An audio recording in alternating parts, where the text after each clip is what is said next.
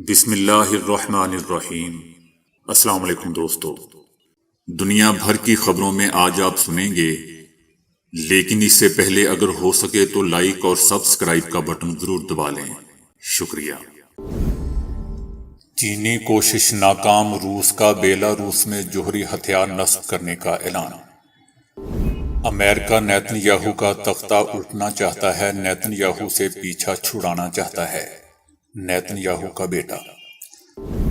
بھارتی حکومت مسلمانوں سے ہر چیز چھین کر دوسرے طبقوں میں تقسیم کر رہی ہے۔ جمعیت علماء ہند۔ مریم نواز پر جتنا ہنسا جائے اتنا ہی کم ہے، عمران خان کو سزا کیوں نہیں دی؟ مریم نواز۔ وزیر دفاع نے فوج کی اندرونی تقسیم سے خبردار کر دیا، اسرائیل میں بدترین بحران۔ روس کے ساتھ کئی ممالک کو امریکہ کی دھمکیوں اور غنڈہ گردیوں کا سامنا ہے۔ روس۔ مردان میں آٹے کی مفت تقسیم کے دوران بگدڑ، میرے وطن کی یہ حالت ہے۔ بھارتی اور نیپالی مسافر طیارے آپس میں ٹکرا گئے، طیاروں کے بازو آپس میں ٹکرائے۔ آرٹیفیشل انٹیلیجنس انسانی آبادی کو دشمن سمجھ کر اس پر حملہ کر سکتی ہے، بل گیٹس۔ تو آئیے چلتے ہیں خبروں کی تفصیل کی جانب۔ یوکرین جنگ کے خاتمے کے لیے چائنا کی کوششیں خاطر خواہ کامیابی حاصل نہیں کر سکی، بلکہ روسی صدر پیوٹن نے بیلاروس میں جوہری ہتھیاروں کو نصب کرنے کا اشارہ دے دیا۔ صدر پیوٹن نے کہا ہے کہ بیلاروس میں جوہری ہتھیاروں کو ذخیرہ کرنے کی سہولت کی تعمیر 1 جولائی تک مکمل ہو جائے گی۔ دوستو، یاد رہے کہ یوکرین پر جنگ مسلط کرنے والے روسی صدر پیوٹن نے ہمسایہ ملک بیلاروس کی سرزمین پر جوہری ہتھیار رکھنے کا معاہدہ کیا ہے۔ روس یوکرین پر حملے بھی بیلاروس سے ہی کرتا ہے۔ روسی صدر کے ان ارادوں پر امریکہ سمیت عالمی برادری نے کڑی تنقید کی ہے اور اس عمل کو جوہری پھیلاؤ کے مترادف قرار دیا ہے، جو کہ عالمی معاہدوں کی خلاف ورزی ہے۔ تاہم صدر پیوٹن نے اس تنقید کو مسترد کرتے ہوئے دعویٰ کیا ہے کہ ان کا یہ قدم جوہری عدم پھیلاؤ کے معاہدوں کی خلاف ورزی نہیں ہے، اور خود امریکہ نے جوہری ہتھیار یورپی اتحادیوں کی سرزمین پر نصب کر رکھے ہیں۔ روسی صدر نے اس تاثر کی نفی کی کہ وہاں نصب کیے جانے والے روسی جوہری ہتھیاروں کا کنٹرول بیلاروس کے پاس رہے گا۔ یاد رہے دوستو کہ روس نے پہلے ہی جوہری ہتھیار لے جانے کی صلاحیت سے مالا مال 10 طیارے بیلاروس میں تعینات کیے ہیں۔ اسرائیلی حکومت کے وزیر اعظم کے بیٹے نے ایک امریکی صحافی کے اس دعوے کی تصدیق کی ہے، جس نے بتایا تھا کہ امریکہ نیتن یاہو کا تختہ الٹنا چاہتا ہے۔ نیتن یاہو کے صاحبزادے یائر نیتن یاہو نے ایک امریکی صحافی اور وکیل کے دعوے کو دہراتے ہوئے دعویٰ کیا ہے کہ امریکی محکمہ خارجہ نیتن یاہو کو اقتدار سے ہٹانے کی کوشش کر رہا ہے۔ امریکی صحافی مائک لیون نے کہا تھا کہ کانگریس کو اس حقیقت کی تحقیقات کرنی چاہیے کہ اسٹیٹ ڈپارٹمنٹ ممکنہ طور پر نیتن یاہو کا تختہ الٹنے کی کوشش میں ایران کے ایجنٹ کے طور پر کام کر رہا ہے۔ نیتن یاہو کے وفد کے ساتھ لندن جانے والے ایک اعلیٰ عہدیدار نے بھی دعویٰ کیا کہ 2 امریکی حکومتیں پہلے ہی نیتن یاہو کو اقتدار سے ہٹانے کی کوشش کر چکی ہیں۔ امریکی حکومت اسرائیل کے داخلی امور میں بہت زیادہ مداخلت کرتی ہے۔ نیتن یاہو کے وفد کے ساتھ جانے والے اس عہدیدار نے زور دے کر کہا کہ معمول سے زیادہ نہیں، انہوں نے نیتن یاہو کو 2 بار ہٹانے کی کوشش کی، اس میں واضح مداخلت کی۔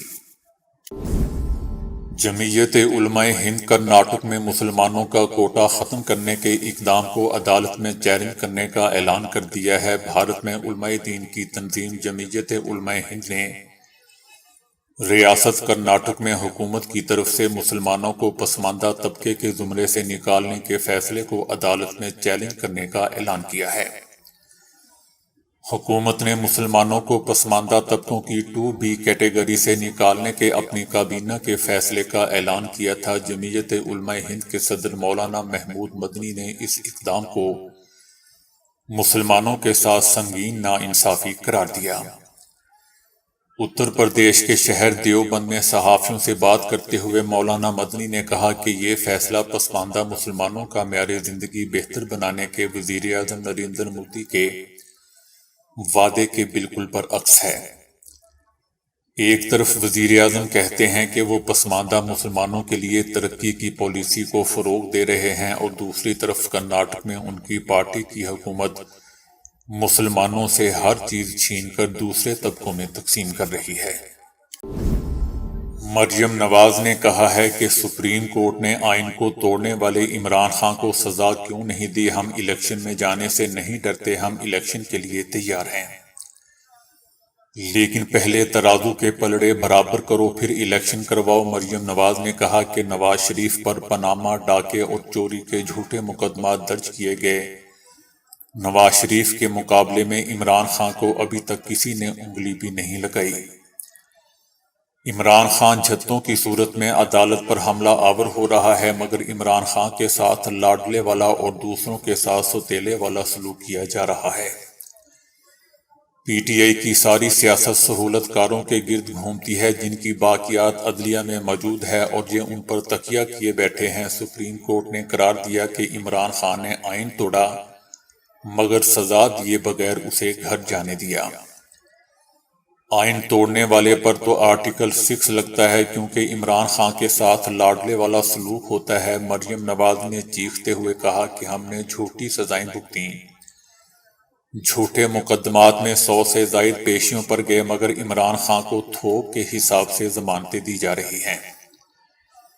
ایک شخص نے آئین کو بچوں کا کھیل سمجھ کر رکھا ہے۔ بیگمات اور بچوں کے کہنے پر عدالت کے فیصلے کیے گئے، کیونکہ جنرل باجوہ کہتے ہیں کہ بیگمات کے کہنے پر عدالت کے فیصلے ہوتے ہیں۔ عمران خان خطرناک شخص ہے۔ الیکشن پر انہوں نے کہا کہ پنجاب کے انتخابات اگر نون لیگ جیت گئی تو کیا عمران خان تسلیم کر لیں گے؟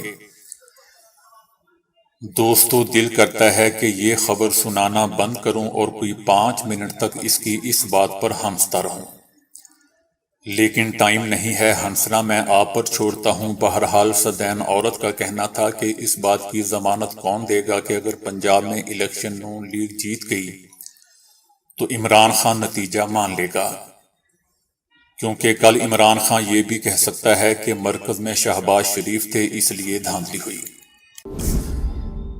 جنوری سے اسرائیل اپنے بدترین سیاسی اور عدالتی بحرانوں میں سے ایک کا سامنا کر رہا ہے۔ عدالتی نظام میں اصلاحات کے متنازع منصوبے کے خلاف لاکھوں اسرائیلیوں نے ایک مرتبہ پھر تل ابیب میں مظاہرہ کیا۔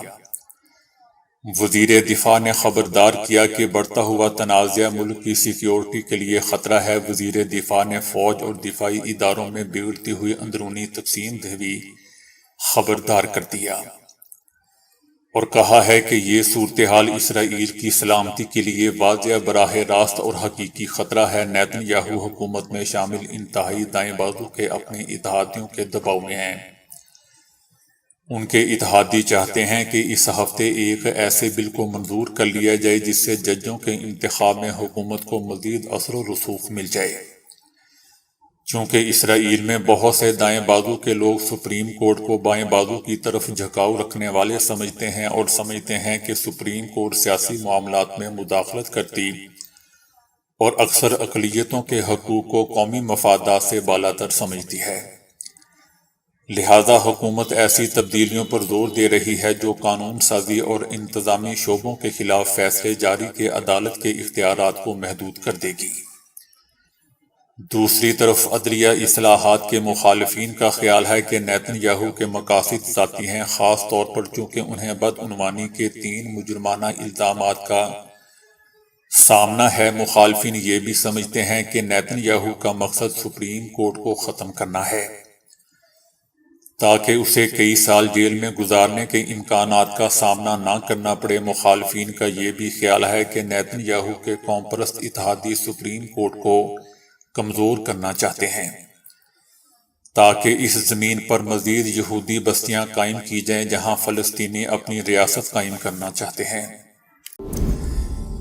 روس نے کہا ہے کہ اس وقت روس کے ساتھ بہت سے ممالک کو امریکہ کی دھمکیوں اور غنڈہ گردیوں کا سامنا ہے۔ یوکرین اور اس کے اطراف کے ملکوں کی موجودہ صورتحال ایک وسیع جنگ کا منظر پیش کر رہی ہے۔ یہ وسیع جنگ مغرب کے چند گنے چنے ملکوں کے اقدامات کا نتیجہ ہے جو پوری دنیا پر اپنا تسلط جمانا اور ورلڈ آرڈر کے خاتمے کو روکنا چاہتے ہیں۔ دوسری طرف ہم دیکھ رہے ہیں کہ ان مغربی ملکوں نے چائنا کو ہر طرف سے گھیرنے اور اسے کنٹرول کرنے کی پالیسی اپنائی ہوئی ہے۔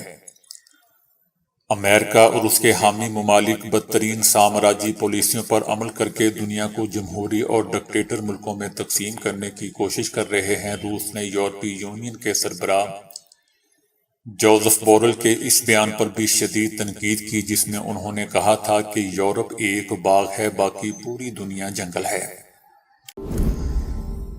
مردان میں آٹے کی مفت تقسیم کے دوران بھگدڑ مچنے اور کچلنے کے باعث کئی شہری زخمی ہو گئے۔ ساتھ ہی ٹونک میں خواتین نے آٹے کی من پسند افراد میں تقسیم کے خلاف سڑک پر دھرنا دے دیا۔ شہریوں نے مردان نوشہرہ روڈ کو بند کر دیا جبکہ پولیس پر پتھراؤ بھی کیا۔ عوام کو منتشر کرنے کے لیے پولیس نے لاٹھی چارج اور ہوائی فائرنگ بھی کی۔ لاٹھی چارج اور فائرنگ سے بھگدڑ مچ گئی جس کے باعث کئی شہری زخمی ہو گئے۔ دوستو، یاد رہے کہ گزشتہ روز بھی مختلف شہروں میں آٹے کی مفت تقسیم کے دوران بھگدڑ مچنے سے 5 سے زائد افراد مارے جا چکے ہیں۔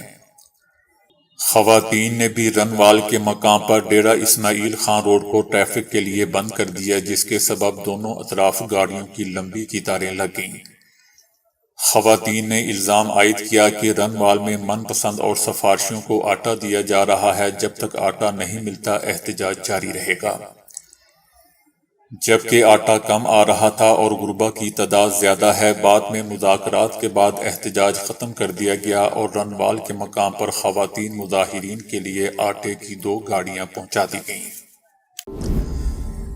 ملائیشیا سے نیپال آنے والے نیپال ایئر لائن کا طیارہ بھارتی دارالحکومت نئی دہلی سے کھٹمنڈو آنے والے ایئر انڈیا کے طیارے سے ٹکرا گیا۔ ایئر انڈیا کا طیارہ 19,000 فٹ سے 7,000 فٹ نیچے اتر رہا تھا جبکہ نیپال ایئر لائنز کا طیارہ اسی مقام پر 15,000 فٹ کی بلندی پر تھا اور دونوں طیارے آمنے سامنے آ گئے۔ طیاروں کا تصادم معمولی قسم کا تھا جس کے باعث دونوں طیارے معمولی ہچکولے کھانے کے بعد سنبھل گئے۔ اس حادثے میں کوئی جانی اور مالی نقصان نہیں ہوا۔ تصادم میں دونوں طیاروں کے بازو آپس میں ٹکرائے تھے، تاہم خوش قسمتی سے طیارے کے پر نہیں ٹوٹے۔ نیپال کی سول ایوییشن اتھارٹی نے لاپرواہی اور غفلت برتنے per air traffic control department کے 3 ملازمین کو معطل کر دیا۔ مائیکروسافٹ کمپنی کے بانی بل گیٹس نے آرٹیفیشل انٹیلی جنس سے متعلق خطرناک خدشات کا اظہار کیا ہے اور کہا ہے کہ وہ انسانی آبادی کو اپنا دشمن سمجھ کر اس پر حملہ کرنے کی اہلیت رکھتی ہے۔ بل گیٹس آرٹیفیشل انٹیلی جنس کے شعبے میں ہونے والی ترقی سے پرجوش اور متاثر ہیں، تاہم انہیں خدشہ ہے کہ اے آئی فورسز دنیا پر حکمرانی کے لیے روبوٹس تعینات کر سکتی ہیں۔ اے آئی ٹیکنالوجی کئی ملازمتوں میں انسانوں کی جگہ لے رہی ہے اور اس ابھرتی ہوئی ٹیکنالوجی کے ہر روز نت نئے استعمالات سامنے آ رہے ہیں۔